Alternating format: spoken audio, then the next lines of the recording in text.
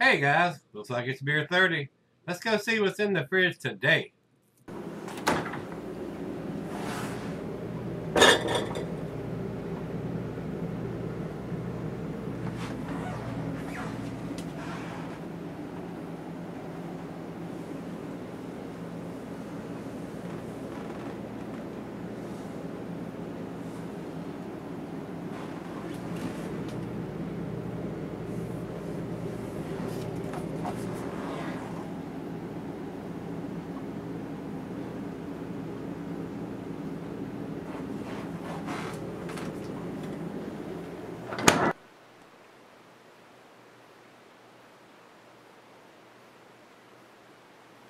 Hello everybody, thanks a bunch for stopping by Gregsbeerreviews today.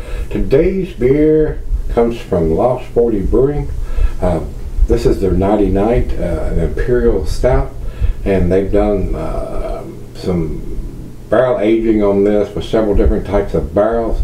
It says here on Beer Advocate, our Imperial Stout has been aged in rye whiskey barrels, bourbon barrels, and Cabernet barrels, which are wine barrels. We age them to velvety perfection and are creating a complex and delicious blend we call Nighty Night, with an ABV of 9.8%, which is wrong, because this is a 10.5%. The Beer Advocate clumps them all together no matter what the beer ABV is. That's the biggest problem I have with those. They don't differentiate between years like a lot of times Untapped does.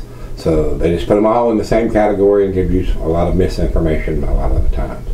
It said bold aromas and flavors of coffee and chocolate. This beer is perfect beginning of an exciting fall and winter of rich seasonal offerings. This was sent to me by Mr. Fudge. It says here on the note that he sent, Lost 40, the 2018 of 99, 10.5%, aged in 3 different barrels, which I just told you they were whiskey, bourbon, and Cabernet barrels. And he says it was canned on October of 2018. October 18th of 2018. So, not super old for an Imperial Stout, or at 10.5%. But it doesn't say anything on the can about dating or best by or enjoy by. But I think I read somewhere on the last one, we did a 2017 not long ago, a couple of days ago or so. And it does have, of course you see Nighty Night on the front there, but it has some kind of zombie on the back here. So very colorful artwork on the can, and it looks like it's a heat shrunk label on there. So very colorful artwork on the can. It gives you a lot of the information as far as the ABV and barrel aging and stuff like that, but it doesn't give you a canned on date that I've seen. It does say 2018 on the bottom of the can, so evidently he knew or found out exactly when it was put in the can. So it is what it is. 12-ounce can. I wish they would date their stuff. Don't know if they date any of their stuff at Lost 40, but this one doesn't have it. I wish they would. If they're going to be in the craft beer business, I personally think they need to do something about that. But they did put the vintage on it. It's 2018, and it's an Imperial Stout. So basically, they're giving you more information than a lot of the brewers are doing. They don't tell you the vintage or anything. But when the ABV changes from batch to batch or year to year, I'd like to see a little more information other than the year. But it is what it is. Beggars can't be choosers, and I didn't pay for this beer. Mr. Fudge did and paid to ship it to me, so thanks a bunch. Mr. Fudge, I do appreciate it. A lot of the beers he sent me, just about 99% of them, I cannot get here. They're from his area or distributed to his area anyway, where they're not distributed here. And I enjoyed the 2017 edition, so hopefully this will be just as tasty being a 2018 edition. I think it was the same ABV on the 2017 that the 2018 is. So I don't know where, actually they have 11.20% on Beer Advocate. And where Untapped has the 2018 listed at 10.5%. They don't have IBUs or commercial description. So we've got all the information we're going to get. So it's time. Final beer of the evening for me.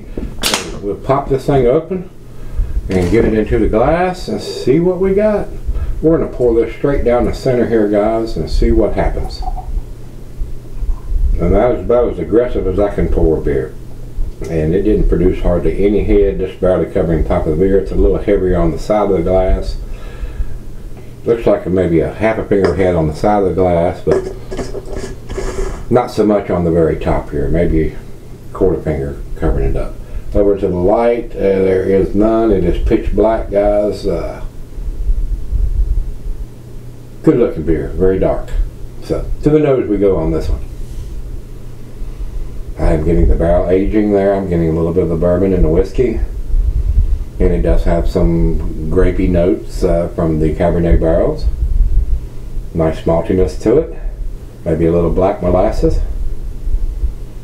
And hints, ever so slightly, because it's cold right out of the fridge, of some bittersweet chocolate. Not getting much coffee on the nose right now, but that may come out a little more as it warms up, which we will do. Smells pretty good. Let's dive in. Cheers, everybody. Cheers, Mr. Fudge. Thank you, sir.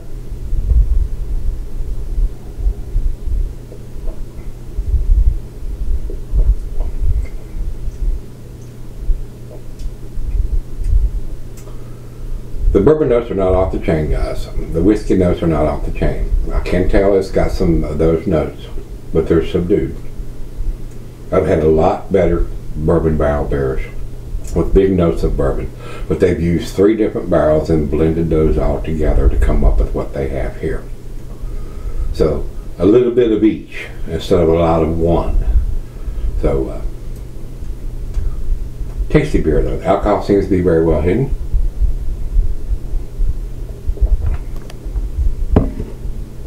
But it's really cold right out of the fridge, and a lot of those notes don't come out till it warms up, and that's what we're getting ready to go do. We're going to sip on this for a little while. It is leaving, from the 2 sips I've had out of it, a very nice slicing on the glass already. So without me saying anything further on the beer, since it's cold right out of the fridge, let's let this come up to room temperature and sip on it for a little bit and see if my opinion changes by the time I come back for the final chug. If you're looking for a super big bourbon barrel aged beer that you're going to have big bourbon notes, this is not it. But they blended 3 different kind of barrels to come up with what they have here. So let me sip on it and I'll come back and we'll figure out where it's going to be. Alright guys, I'm back. Got a little left here. Nice slicing and stuff on glass. Not exceptional. Now that it's warmed up, I am getting a little bit more of the bourbon whiskey notes and the Cabernet barrels. I'm getting the barrel notes. Not getting a lot of vanilla or coconut or anything from the bourbon barrel notes, but they've blended several different barrels, which is probably interfering with that. If it'd been bourbon only or whiskey only or even Cabernet only, you would get a more prominent note from those barrel characteristics than you're going to get from them blending 3 different barrels into one beer. So not a 10 beer to me, guys. I think I preferred the 2017 edition a little bit more than this, but it is what it is. And I don't know what percentage of each barrel that they did, whether it was a third, or what. I don't have that information, guys. But it is a decent beer, and the alcohol seems to be very well hidden for a 10.5%. Of course, you got to realize how many beers that I've done in the last 10 years. And my palate is used to drinking these bigger beers.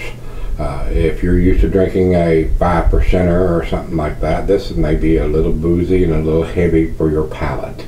But to me, it's a little light to me. When it says it's barrel aged or bourbon whiskey or whatever, I'm expecting to get more prominent notes from that instead of a blended beer that's using 3 different ones. So yeah, it is what it is. I'm not a big wine drinker, so the Cabernet barrels, to me, are not that impressive. I'm not looking for grape or wine barrel notes in my stouts.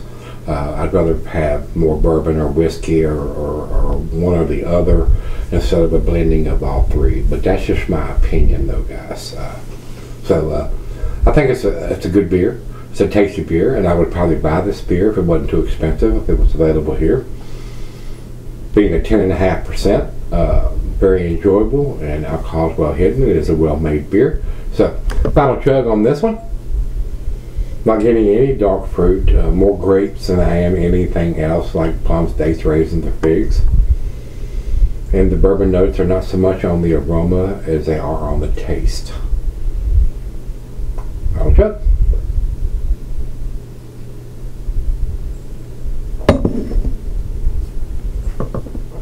Like I said, now that it's warmed up, I am getting a slight more hint of the bourbon and whiskey notes than I was when it was cold out of the fridge. It's a decent beer. It's a little bit better than decent. I think it is into the A category, but to the A minus category, and that's where I'm going to put it. 92 for me on this. And like I said, I just did the other one a couple of days ago, but I don't remember what I gave it. I'm old. Forgive me. I don't remember because I do so many beers and had so many beers. I don't remember what I gave the beer yesterday or the beer the day before. So 92 for me on this one, guys. Over to Beer Advocate, they say 4.27, their outstanding range. I think outstanding is a little heavy word for this beer. Very good is where I would put it instead of outstanding. You usually don't get the outstanding grade until it gets to 9. It doesn't get to world class until it gets to 10. So over to Untapped for the final check-in on this one. They have it at 4.08, which is also in their A- grade, and basically it's unanimous, guys. Beer Advocate has a little bit better grade than what I'm giving it and what Untapped is giving it. So with that being said, if you've had the 2018 edition of Nighty Night from Lost 40 Brewing, let me know what you think. I did find it very tasty, and I would probably buy this beer if I could get it here. So that's the biggest recommendation, even though it's not a 9 or a 10 beer. I do think it's an 8 beer. It's an A- beer. So with that being said, if you've had this version, let me know what you think. Till we meet again, let's go see what's in the fridge.